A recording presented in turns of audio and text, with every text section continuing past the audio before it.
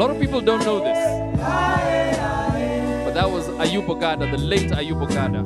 I would call him the grandfather of Kenyan pop. This was done when he was actually in school.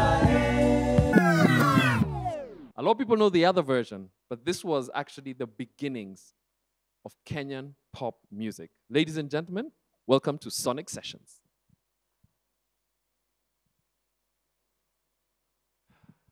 My name is DJ D-Lite, David Morathi, others know me by. And my homie over there. What's up, man? My name is Mbithi. I also go by the alias Rickey Suede when I'm playing some music.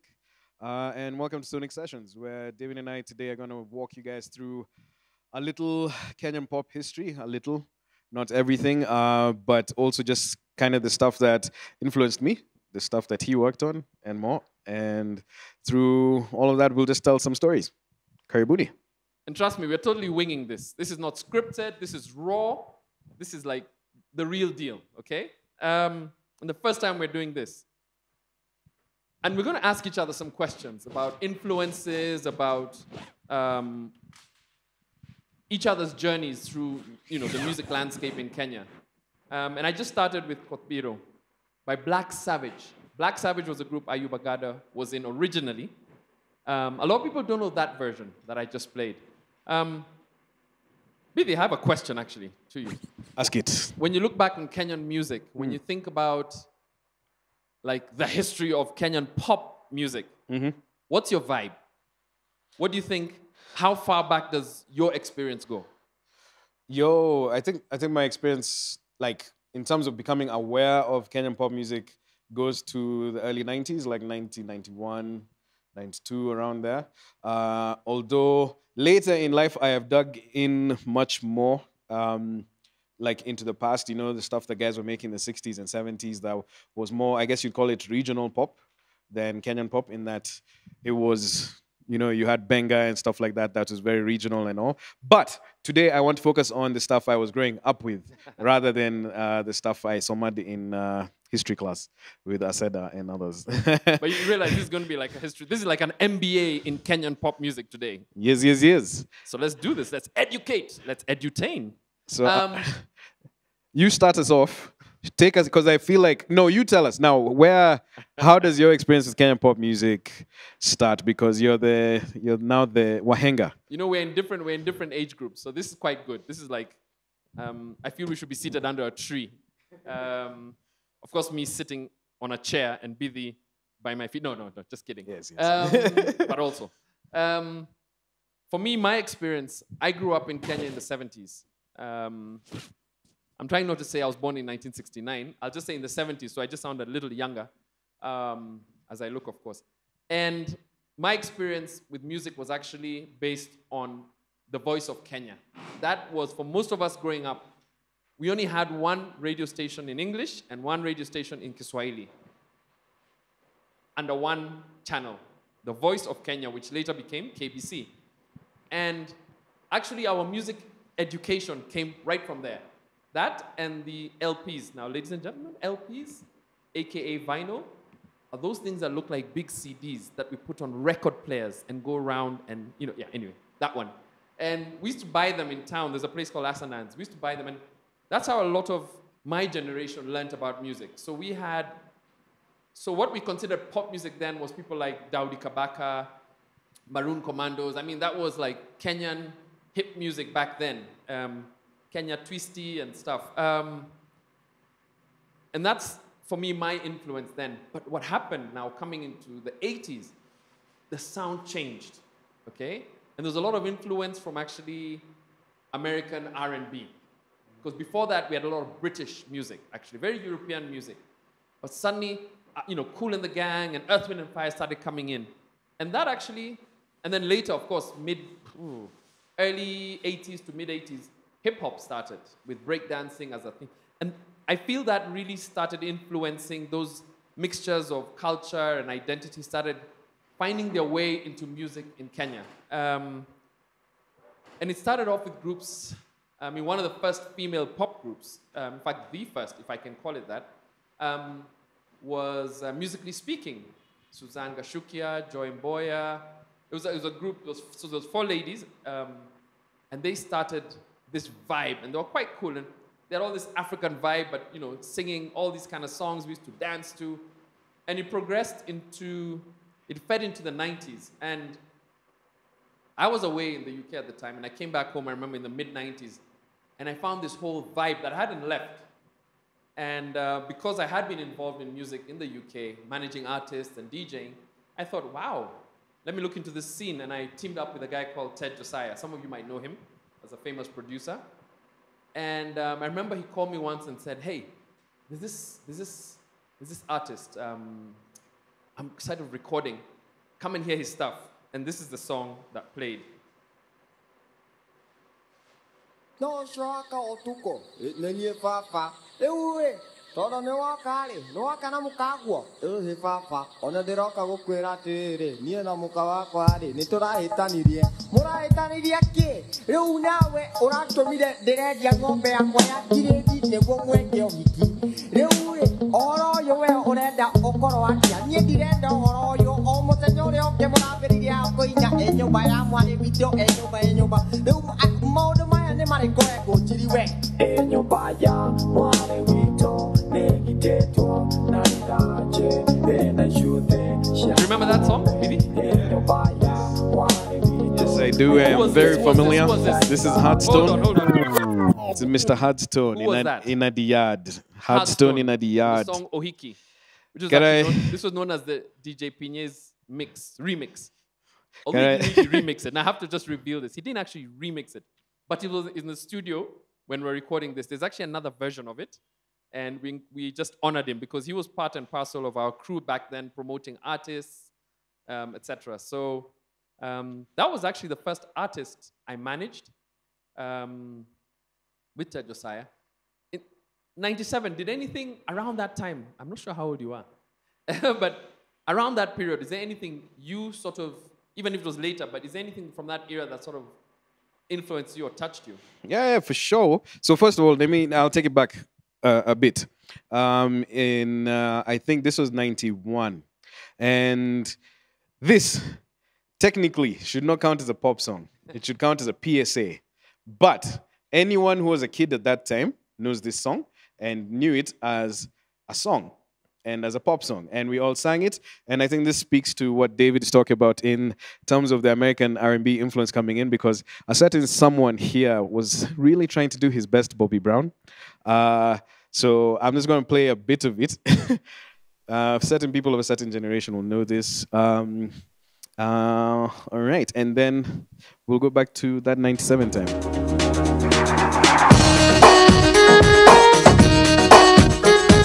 Look, think, stay alive.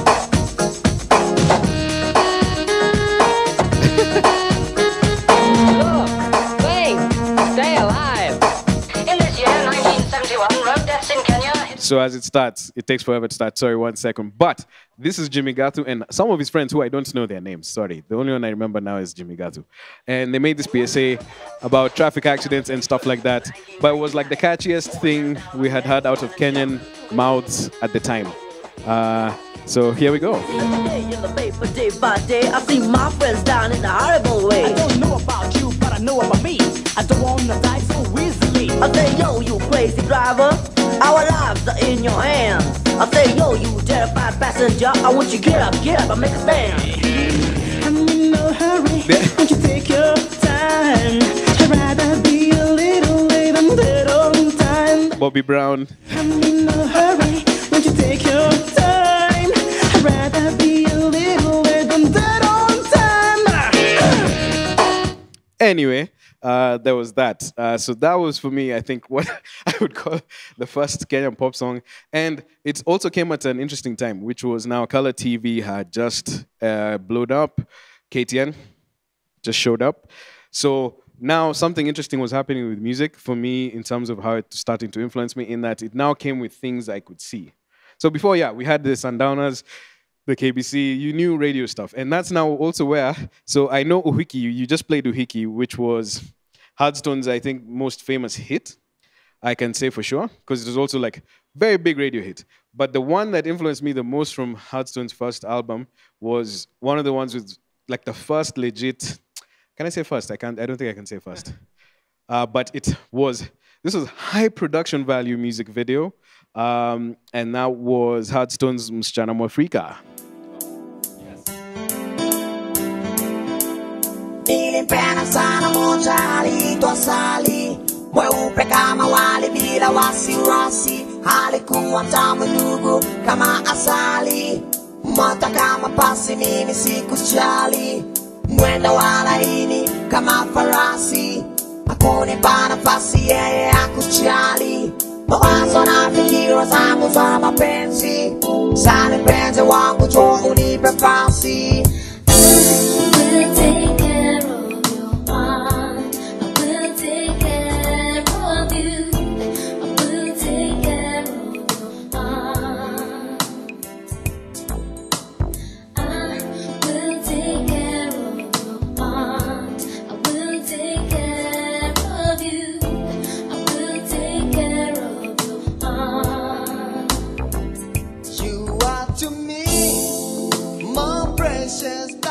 Yes, I will dip out there, but yeah, I just want to say that's now my. When you say Hardstone, hapo ndio Can I mi tell you huenda. something really funny?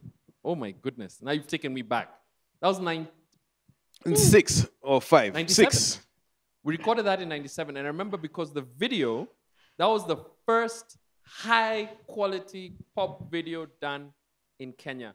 It cost us about 2 million shillings. It was, yes, back in 97, and it was part of a sponsorship. We're doing an endorsement with a company that does cameras, and they imported or flew in a director all the way from Italy called Mauro, if I remember right, or Mario.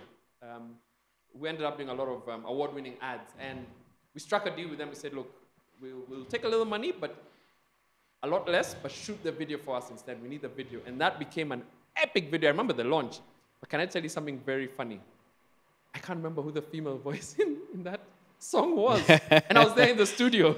I actually can't remember. I need Ted Josiah for this. Maybe she will reply in the comments. It was one of 3 people. I'm not going to name them. It was one of 3 of you. I apologize.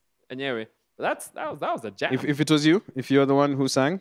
Also, if you were in a music video, I remember the Tumbo Cuts and the things. We were young. Hi. You know that period, I think for me, again, I might be a bit biased because I was managing artists at the time, but for me, the golden period in Kenyan pop music started around then. I think there was a golden period from 97 to about 2003, 2004, all the way starting with these recordings. At the same time, there were very few studios. So one of the studios was run by the late Bruce Odhiambo, and he collaborated a lot with another studio, Samwati Studios, which was run by Suzanne and Guido Kibukosi at the time. And they recorded a lot of artists like K-South, Mercy Myra, I mean, a whole lot of artists. Alongside when Ted and I actually set up a studio called Audio Vault, roughly around that time. Prior to that, actually, the recordings that I played earlier, like Tafsirihi which I'm going to play, by the way, next, and Hardstone were actually recorded at a studio called Sync Sound Studios, where Ted was resident before we formed our studio. The other studios, which other studios were there at the time? Maurice Oyando. So there were individuals who had smaller studios at the time, but some of, there weren't that many studios. Today, there's like 200 studios. And if you could see the equipment we're using to make music back then, I think some of you would actually faint. We're using an Atari. Most of this music I'm playing today was used with an Atari. Please Google Atari, ladies and gentlemen. You will understand what I mean. This is the beginning of like tech recording equipment. From that same album, actually, or that same era, this song, for me, again, with a full bias, I make no apology, is the song that actually kicked off, I would argue, hip-hop in Africa. I would say Africa because before this song, yes, there had been a bit of hip-hop here and there, and a bit of South Africa, Tanzania, a group called Kwanzaa Unit, but there's no song in that era that made it as big as this song. Straight from the Mau Mau camp, in the red corner, Muliro, the Otero, in the blue corner, Kamau, Chekikivia, I'm the referee, the mister, Mbithi, Tukakana Mashaka,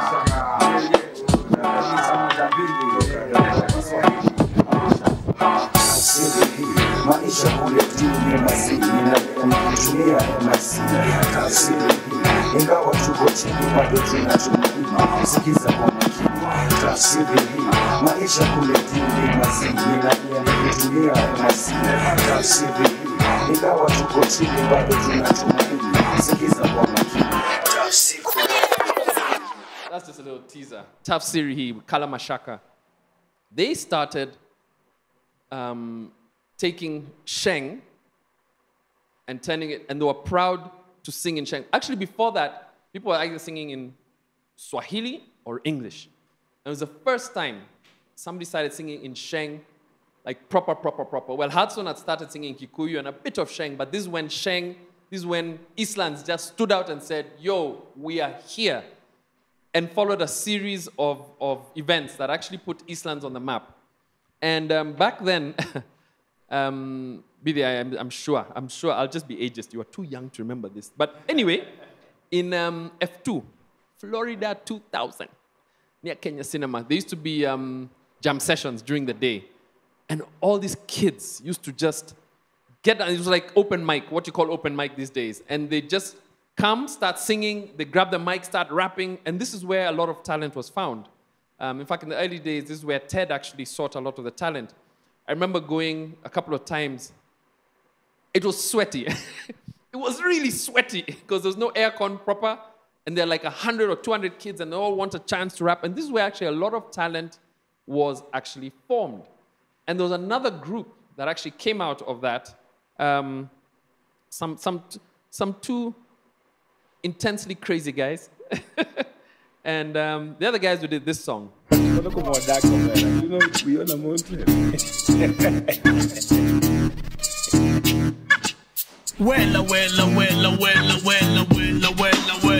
Hey! Okay, Giddy, machi, in the house on death, fire! What the hell is you looking for? Can I young Luo make money anymore? Shake your feet, baby girl, and imagine Wait for it. who are you? What are you? Who the hell do you think you are? Do you know me? Do I know you? Get the hand out of my face because, hey, I am unbogable. I am unbeatable. I am unsuable. So if you like my song, all together now?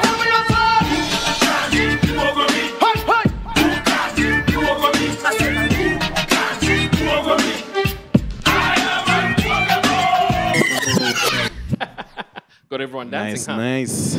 That was Giddy Giddy Maji Maji, two young guys from Dandora. Actually, both from Phase 3. Kala Mashaka and Giddy Giddy were both from Dandora, near a place called Kinyago, if those of you who know Dandora the way I do. Nafikiria mimi ni Mbabi, apana. So, they emerged actually just back off the heels of Kala Mashaka. And I remember this song, when I first heard this song performed, it was actually on tour in Tanzania with Necessary Noise, another group I'm going to introduce you to. And they were sound checking. Giddy Giddy Maji Maji were actually sound checking. They weren't actually the main act. It was actually Necessary Noise made up of Bamzigi and Waire and Nazizi, who were on the tour. So we just said, you guys, just come on the tour with us. And they were sound checking, and they were talking to the sound engineer. Who are you? What are you? Who the hell do you think we are? And that's the first time I heard this song, the lyrics. So as soon as we got back to Kenya, we recorded this in the studio, and the rest, as they say, is history. It became the official anthem of the opposition back in 2002. It became the NAC anthem, actually, and made quite a mark, and really blew them into like fame. They were all over CNN, BBC, etc. So that's the history of that period. There was a lot of protest music. I mean, Tafsiri, if you listen to it, it's actually a protest song. That was the period of what I call protest, 97 to 99. There was a lot of people standing up and saying, this is who we are. We are young, we have energy, and we are going to take a stand over whatever. So let's be proud to be who we are. And youth culture started, you know, boom, coming out. Now that you've brought up protest music and serious music, allow me to, so we're already at 2002, but allow me to step back a little bit. Absolutely. To another song that, if I'm not wrong, for the people who are of my age group, I think this was 96. And it is what I would call, I know viral is a word that came with the internet, but this song went viral back then in terms of just radio play and everything, because it was also like, I think it was our first comedic pop hit. Yeah, I've taken out the seriousness completely from the... Wakati tunasema zinu wa noma, si kusema tuko naoma, mi siwezi kutuangana ati nikusomoa lungu na kutandika kiso mpaka unatoa nundu. Winga titabu that is yes, yes. The best is. Yo, even tupako mazakwani za kilo nyingi, including Osama mbinu wa Mandeni knows this. Atijivanyi? Mena AKA Karumbai. Plus ile kechana ingine noma kutoka kule ghetto. Ukitaka soma levo, soma levo na viocha live group analeta nyogo organize mister. Check it out. Kutana na muhindi, kutoka bara hindi na gunia rama hindi na mwambia nive hindi. Akasongosa macho na kuonesa mimi. Kechana wewe nani na unataka nini? Ebeste wewe nani unagaga jamasi kama mia oya tip mimi traiba wa umoja gole kayole pamoja na gomorox chamaga ripoti ya tegecho kama lende mutomo ndio kubwa kama wakia chera kama ndia chege mani. Yes. Mr. Darling P with his 4-in-1 was, I don't know if we had a comedic hit like that before. Like, it literally became a hit because it was funny. Nothing else. It was like really funny and really blew him up as an artist in Kenya. And then, David, you also mentioned hip hop. And, you know, at the same time you had K Shaka coming up, there was now another duo that was coming up who are now, for me, if someone was to ask me, name your top 5 rappers in Kenya, number 1 and number 2 is shared by these two homies. I'll just play one song. I could play all their music for you today, but I will not. I'll just play one song. And that, Yanni, the legends themselves, K-Thaus.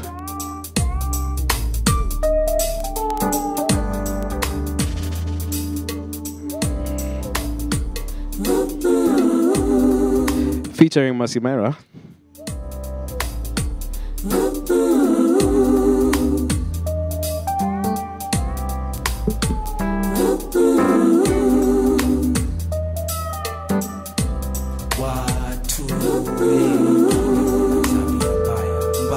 Watu wengine wana tabia mbaya sana. Watu wengine wana tabia mbaya.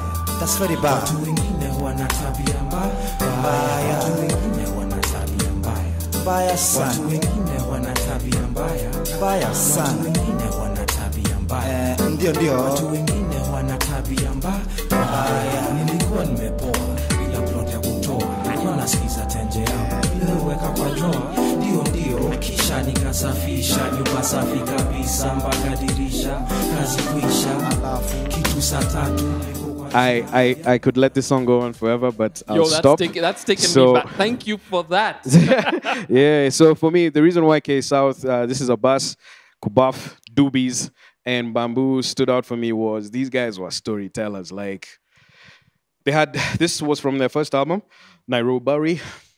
So Nairobi, and you know, it's with different songs like Mr. Policeman, it speaks to what you were talking about, where guys were really talking about the social issues the young guys were going through, man. Mr. Policeman was a really, it sounds funny as you're listening to it, but then you also, it's terrifying in it speaking about police brutality as it was at the time, where it says that if you're at night, wrong corner, Bila ID, something's gonna happen to you. And different songs like that, and I really, really admired how they did their craft. And the second album, Nairobism, was produced by Mr. Tim Rimbui, another legendary producer in Kenya, innovator. But back to you. Actually, you know what? You've umechokoza yani. I have to play another song by K-South. Because, wow, that's just, I haven't heard that Tabia Mbaya in a while. This was the other big song.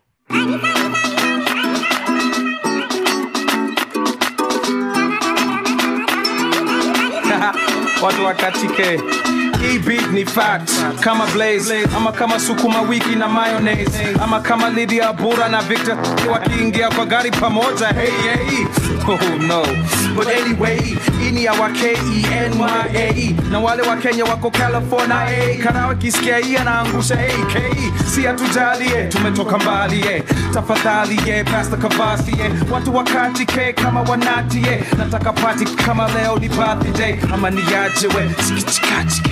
Isi ni kali kazi le magadi ga, wanga zinaona mpaka huko mandani ya goza kaleka, demka kopale na anatingisha vitu kadhali. What a jam. Skei huko ndani ya Vatican, miano Batman, miama na African. Na kwa wale MCs wote ambaye wanaroga, wacheni kutumia duka beat moja. This kapuka that, kapuka this, kapuka that, kapuka this, kapuka that.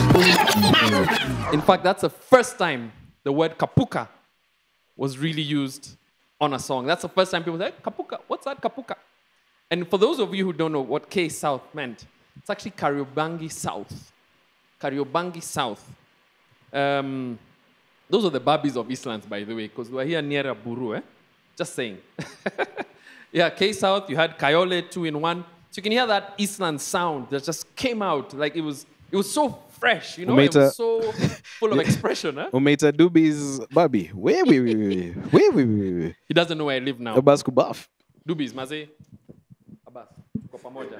Lakini nyinyi mlikuwa mababi, maze.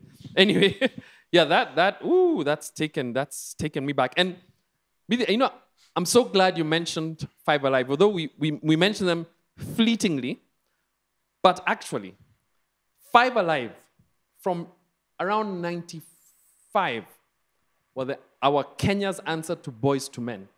They were the first major a cappella group. And these guys, man, they were badasses. Are we allowed to say that? Are we allowed to say? And they were made up of the legendaries. They were Matakombaya. Because they're all legendaries. Eric Wainaina, Bob Kioko, Victor Sei, Chris Kamau, and one Mr. J.O.E. Yes. That was a dope group. In fact, actually, you know what? When you're talking about, I'm just going to, because this is back and forth. This is what this whole thing is about. It's like Back to the Future. We're talking about Five Alive. There's a song I wanted to add to that list. They had a song that also became quite, it became like an anthem. Okay, they were the first group who represented Watu Lavington. I'm going to have to cane them. The song was called Ondio. And there's something very interesting about this, and I'll explain why in a bit. But as we enjoy the music.